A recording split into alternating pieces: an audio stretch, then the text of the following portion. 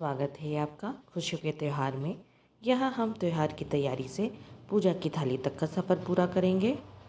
आज की वीडियो में जानिए वट सावित्री व्रत कथा। कथा सुनने से पहले अगर सब्सक्राइब ना किया हो तो सब्सक्राइब कर ले, साथ ही बेल नोटिफाई करना ना भूलें। इससे हमारे आने वाली वीडियो की नोटिफिकेशन आपको मिलती रहेंगी। कथा सुनने के बाद कमेंट बॉक्स में जय माता दी लिखना ना भूलें दोस्तों। श्रोताओं, वट सावित्री व्रत कथा आरंभ करते हैं। पार्वती जी ने कहा, हे देवताओं के भी देवता, जगत के पति शंकर भगवान, प्रभास क्षेत्र में स्थित ब्रह्मा जी की प्रिया जो सावित्री देवी हैं, उनका चरित्र आप मुझसे कहिए, जिसमें उनके व्रत का महात्म्य हो और उनके संबंध का इतिहास हो, एवं जो स्त्रियों के पातिव्रत्य को देने वाला, सौभाग्यदायक और महान उदय का करने वाला हो। तब शंकर भगवान ने कहा कि हे महादेवी, प्रभास क्षेत्र में स्थित सावित्री के असाधारण चरित्र को मैं तुमसे कहता हूँ। हे महेश्वरी, सावित्री स्थल नामक स्थान में राजकन्या सावित्री ने जिस प्रकार से उत्तम वट सावित्री व्रत का पालन किया, मद्रास देश में एक धर्मात्मा, सभी प्राणियों के हित में तत्पर रहने वाला, राजधानी तथा राज्य में रहने वाली प्रजाओं का प्रिय अश्वपति नामक राजा था, जो कि क्षमाशील, संतान रहित, सत्यवादी और इंद्रियों को वश में रखने वाला था। एक समय वह राजा प्रभास क्षेत्र की यात्रा के निमित्त वहां पर आया और विधि पूर्वक यात्रा करता वह सावित्री के स्थल पर पहुंचा। वहां पर उस राजा ने अपनी रानी के साथ इस व्रत को किया, जो सावित्री के नाम से प्रसिद्ध सभी प्रकार की कामनाओं को पूर्ण करने वाला है। भूर्वः स्वः इस मंत्र की साक्षात मूर्ति बनकर स्थित श्री ब्रह्मा जी की प्रिया सावित्री देवी उस राजा पर प्रसन्न हुई। कमंडलू को धारण करने वाली वह सावित्री देवी दर्शन देने के बाद पुनः अदृश्य हो गई और बहुत दिनों के बाद उसी राजा के यहाँ देवी के समान रूप वाली कन्या के रूप में सावित्री की प्रसन्नता से प्राप्त तथा सावित्री की पूजा करने के बाद हुई। अतः राजा ने ब्राह्मणों की आज्ञा से अपनी उस कन्या का नाम भी सावित्री रखा। वह राजकन्या सावित्री साक्षात शरीर धारण की हुई लक्ष्मी के समान शोभित होती हुई बढ़ने लगी और धीरे धीरे सुकुमार अंगों वाली वह यौवनावस्था को प्राप्त हुई, जिसके मध्य भाग सुंदर और नितंब भाग विस्तृत थे, जो सुवर्ण की प्रतिमा के समान दिखाई पड़ती थी। लोग उसे देखकर यही समझते थे कि यह कोई देव कन्या है। कमल के समान विशाल नेत्रों वाली तथा तेज से अग्नि के समान प्रज्वलित होती हुई वह सावित्री महर्षि भृगु द्वारा कहे हुए सावित्री व्रत को करने लगी, जिसके आरंभ में सुंदर वर्ण वाली उसे उपवास करके शीर से स्नान की हुई सावित्री देवता की प्रतिमा के पास जाकर अग्नि में हवन करके ब्राह्मणों से स्वस्ति वाचन कराया। हे पुत्री, तुम्हें योग्य वर को देने का समय आ गया है। मुझसे कोई तुम्हें मांगने के लिए भी नहीं आता और मैं भी विचार करने पर तुम्हारी आत्मा के अनुरूप वर को नहीं पा रहा हूँ। अतः हे पुत्री, देवताओं के निकट में जिस तरह निंदनीय ना हो वैसा तुम करो। मैंने धर्मशास्त्रों में पढ़ा और सुना भी है कि यदि पिता के गृह में रहती हुई विवाह के पहले ही जो कन्या जो धर्म से युक्त हो जाती है, वह शूद्र के समान समझी जाती है तथा उसके पिता को ब्रह्म हत्या के समान पाप लगता है। इसलिए हे पुत्री, मैं तुमको भेज रहा हूँ कि तुम स्वयं अपने योग्य वर ढूंढ लो। वृद्ध मंत्रियों के साथ शीघ्र जाओ और मेरी बात को मानो। इसके बाद जैसा कहते हैं वैसा ही होगा। ऐसा कहकर सावित्री घर से निकलकर राजर्षियों के रम्य तपोवन की ओर चल पड़ी और वहां पहुंचकर माननीय वृद्ध जनों को प्रणाम कर सभी तीर्थों और आश्रमों में जाकर पुनः मंत्रियों के साथ सावित्री अपने गृह पर आ गई और वहां पर पिताजी के समक्ष पवित्र देवर्षि नारद जी को बैठे हुए देखा। आसन पर बैठे हुए नारद जी को प्रणाम कर मुस्कुराती हुई जिस कार्य के लिए वन में गई थी, सारी कथाएं उनसे कहने लगी। सावित्री बोली, हे देवर्षि नारद जी, शाल्व देश में धर्मात्मा द्युमत सेन नाम के विख्यात एक क्षत्रिय हैं, जो देववश अंधे हो गए हैं। उस समय उनका छोटा सा एक बालक और उसकी माँ थी। ऐसे समय में अवसर पाकर उनका पूर्व बैरी रुक्मी नामक एक सामंत राजा ने उनसे छीन लिया। अतः वह आर्य द्युमतसेन छोटे बच्चे को साथ लिए हुए अपनी पत्नी के साथ जंगल की ओर चल दिए। उनका वह पुत्र वन में ही बड़ा होकर परम धार्मिक सत्य बोलने वाला है, अतः अपने अनुरूप पति समझकर मैंने उसे मन से ही वरण कर लिया है।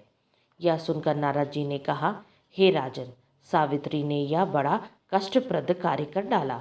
बाल बुद्धि होने से इसने केवल गुणवान समझकर सत्यवान को वरण कर लिया। उसके पिता सत्य बोलता है, माता सत्य बोलती है और वह स्वयं भी सत्य बोलता है। इससे उसका नाम मुनियों ने सत्यवान रखा है। उसको नित्य अश्व प्रिय है और वह मिट्टी के घोड़े बनाया करता है तथा चित्र में भी घोड़ों को लिखता है, इसलिए उसे चित्राश्व भी कहते हैं।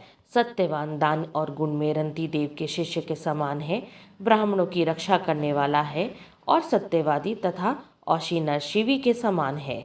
ययाति के समान उदार, चंद्रमा के समान दिखने में प्रिय लगने वाला, रूप में दूसरे अश्विनी कुमार के समान और द्युमत सेन के समान बलवान है, किंतु उसमें केवल यही एक दोष है, दूसरा कोई नहीं, कि सत्यवान आज से ठीक 1 वर्ष पर क्षीणायु हो जाने से देह त्याग कर देगा। इस प्रकार नारद जी की बात सुनकर राजकन्या सावित्री ने राजा से कहा, राजा लोग किसी से एक बार कोई बात कहते हैं, ब्रह्मवेता एक ही बार कहते हैं और एक ही बार कन्या दी जाती है।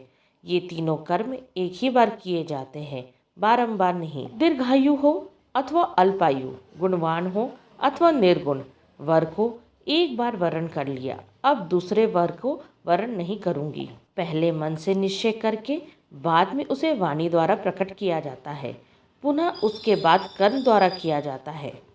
इससे प्रत्येक कार्य में मन को प्रमाण माना जाता है, अर्थात मन के विरुद्ध कार्य नहीं किया जाता। नारद जी ने कहा, हे राजन, यदि आपकी भी यही इष्ट हो तो अपनी पुत्री सावित्री का कन्यादान निर्विघ्नता के साथ शीघ्र कर डालिए। ऐसा कहकर नारद जी आकाश मार्ग से स्वर्गलोक चले गए।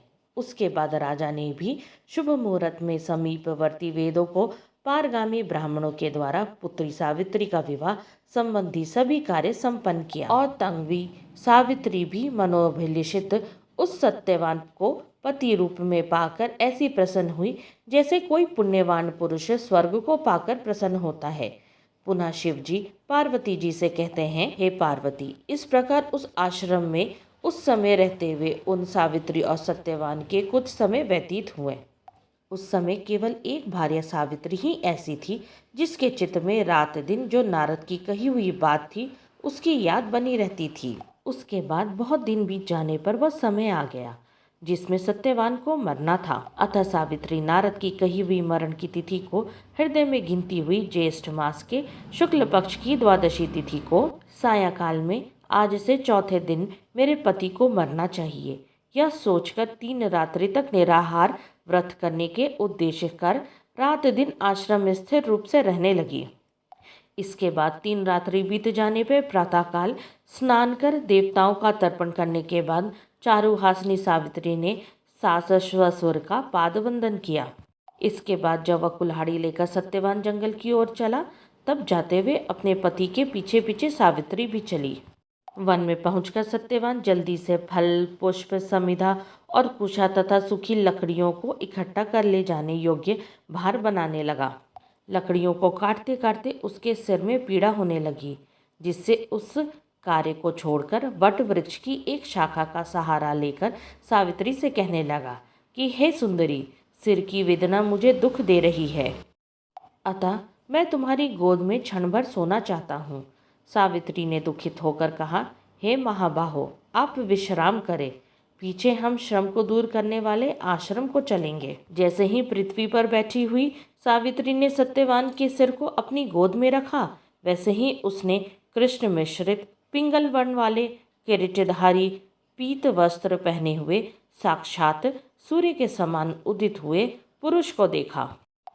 उसे देखकर सावित्री प्रणाम कर मधुर वचनों में उनसे कहने लगी, आप देवताओं अथवा दैत्यों में से कौन है जो मुझे धर्मच्युत करने के लिए आए हैं?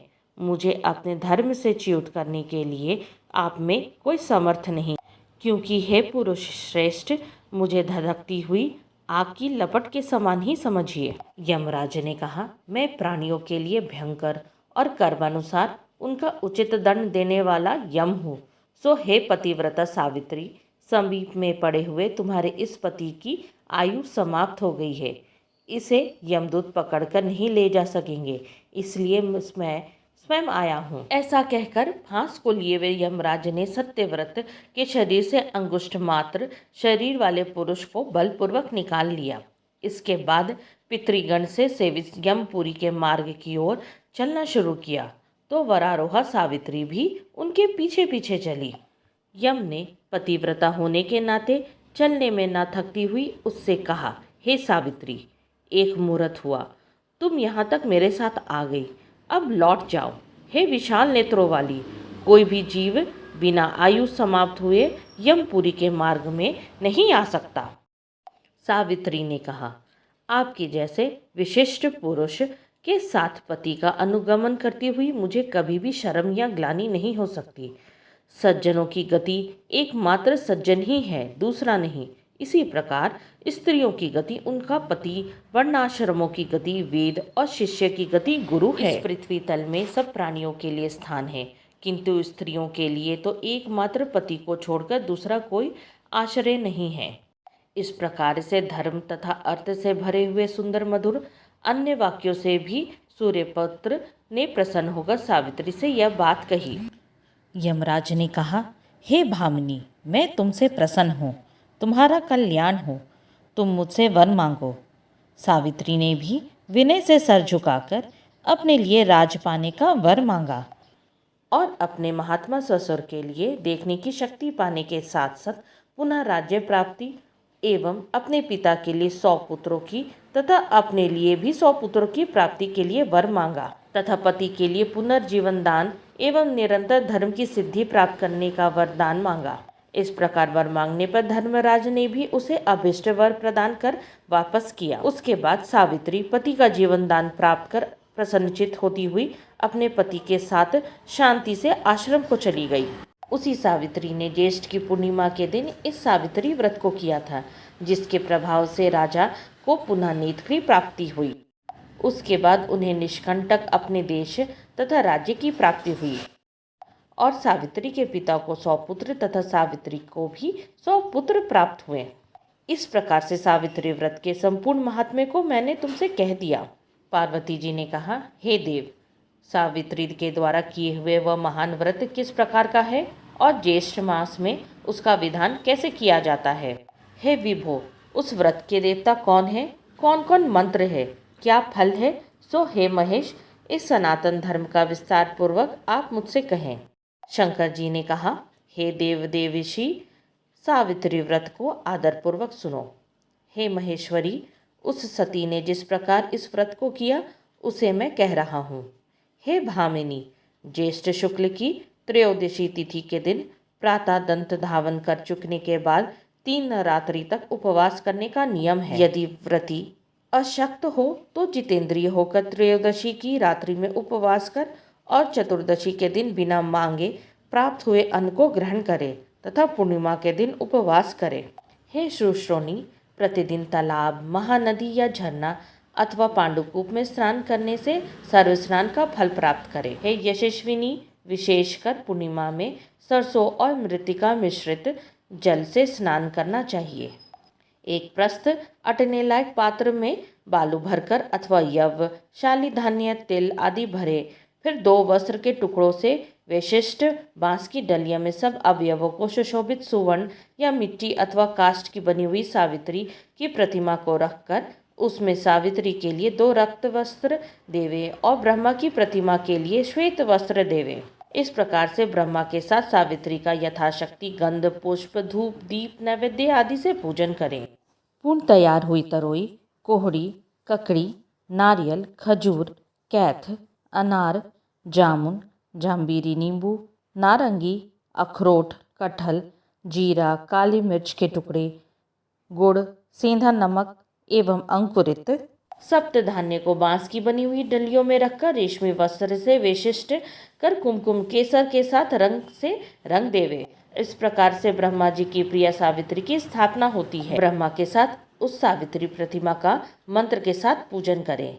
इतर पुराणों में यह मंत्र कहा हुआ है, जिसके पूर्व में ओंकार या वन है। ऐसी वीणा और पुस्तक धारण करने वाली वेदों की जननी हे देवी, तुम्हें नमस्कार है। मुझे विधवा न होने का वरदान दो। ओंकार पूर्विके देवी वीणा पुस्तक धारिणी वेदांबिके नमस्तुभ्यम अवैधव्यम प्रयच्छ में। इस प्रकार से विधिवत पूजन करके वहाँ पर रात्रि जागरण की विधि करावे। गाने बजाने के साथ नर नारी वृंद मिलकर नृत्य शास्त्र में विशारद के साथ नाचे और हंसी खुशी के साथ रात्रि व्यतीत करें। और सावित्री की कथा अच्छे ब्राह्मणों द्वारा गीत भाव तथा रस के साथ प्रभात होने तक कहलावे। इस प्रकार से सावित्री का ब्रह्मा के साथ विवाह विधि संपन्न कर 7 द्विज दंपतियों को श्वेत वस्त्र पहनाकर सभी सामग्रियों से युक्त गृह दान देना चाहिए और वेदों के ज्ञाता ब्राह्मण को सावित्री की प्रतिमा देवे। इसके बाद सावित्री कल्प जानने वाले, सावित्री कथा के वाचक, ज्योतिषी, उच्च वृत्ति वाले, दरिद्र, अग्निहोत्र कर्म करने वाले ब्राह्मण को इस प्रकार विधि पूर्वक सावित्री प्रतिमा का दान दे। उसी पूर्णिमा की रात्रि में वट के नीचे 14 द्विज दंपतियों को निमंत्रित करे। उसके बाद प्रभात समय में उषा काल उपस्थित होने पर भक्ष्य भोजन आदि सामग्री को सावित्री स्थल ले आवे। बुद्धिमान जन पवित्रता के साथ पाक बनाकर उसको यत्न पूर्वक रक्षा करके गृहिणी युक्त निमंत्रित ब्राह्मणों को बुलाकर उस सावित्री के पूजन स्थल में उनका पैर धोकर उन सबों को बैठावे। हे देवी, सावित्री के समक्ष उन द्विज दंपतियों को भोजन करावे। इस संसार में उन सबों को भोजन कराना मानो मुझे भोजन कराना हो जाता है, इसमें कोई संदेह नहीं है। जो दूसरी बार सावित्री के समक्ष द्विज दंपतियों को भोजन कराता है वह मानो केशव भगवान को भोजन कराता है, जिससे प्रसन्न होकर वर देने वाले भगवान विष्णु उसे अभिष्ट वर देते हैं। तीसरी बार भोजन कराने पर सावित्री के सहित ब्रह्मा जी का भोजन कराना हो जाता है। वहाँ एक एक बार भोजन कराना कोटि कोटि बार भोजन कराने के समान समझा जाता है। हे महादेवी, सावित्री के पूजन स्थल वट के नीचे 18 प्रकार के शतरस भोजन बनाकर देवी के समक्ष द्विज दंपतियों को खिलाने से उनके कुल में कोई स्त्री न विधवा, न बंध्या, न अभागिनी, न कन्या मात्र को पैदा करने वाली तथा न अपने पति को अप्रिय लगने वाली होती है। और असत्य आदि नारियों के प्रसिद्ध दोष कभी उसके कुल की स्त्रियों में नहीं होता है। इसलिए हे देवी, विशेष यत्न के साथ सावित्री देवी के आगे कड़वा तीता रस से रहित भी भोजन देना चाहिए। उस समय स्त्रियों को अमल और क्षार पदार्थ युक्त भोजन कभी नहीं कराना चाहिए, बल्कि 5 प्रकार के मधुर, हृदय को प्रिय लगने वाले तथा सुंदर रीति से पकाए हुए अन्न को ही भोजन कराना चाहिए।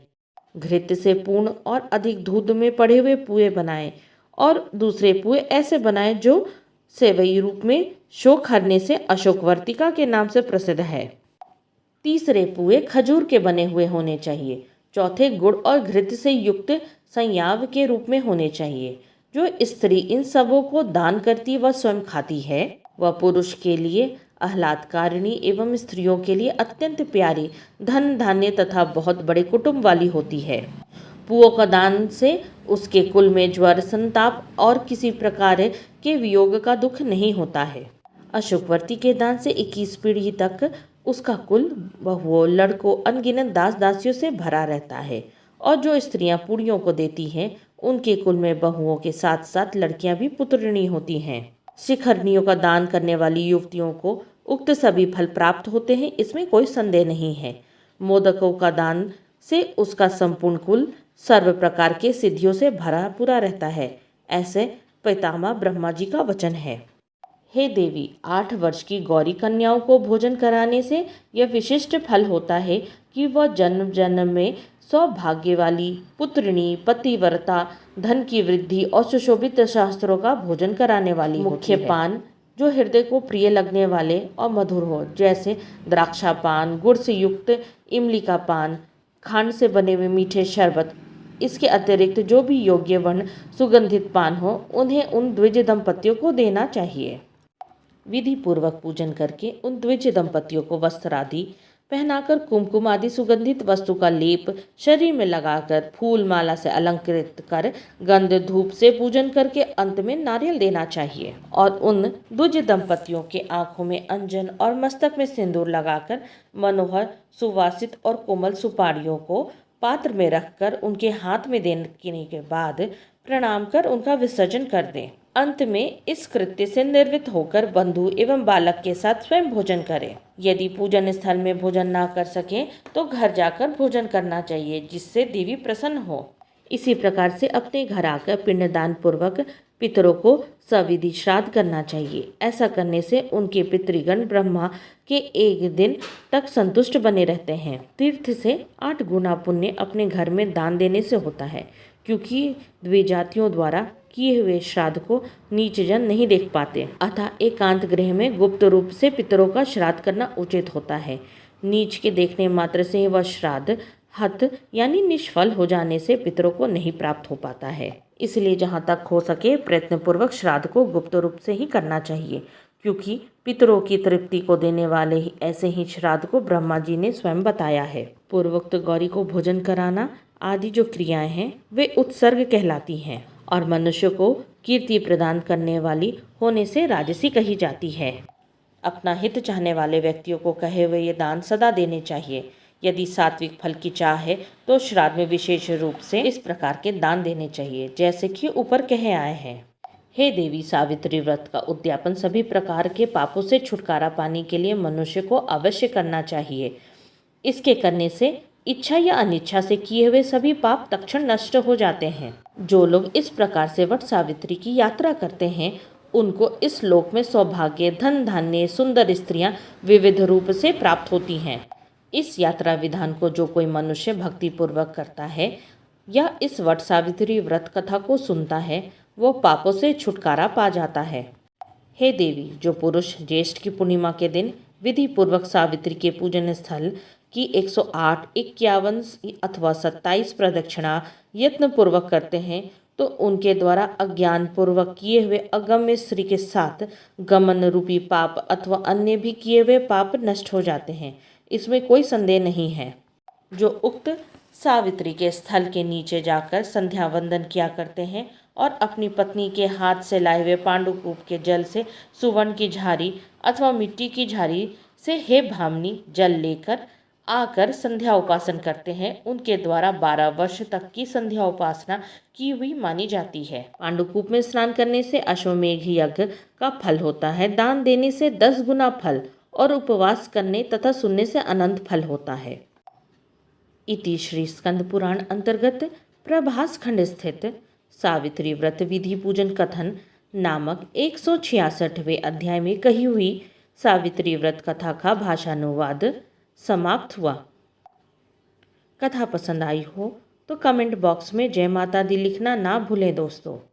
यहाँ तक बने रहने के लिए आप सबका धन्यवाद। जय माता दी।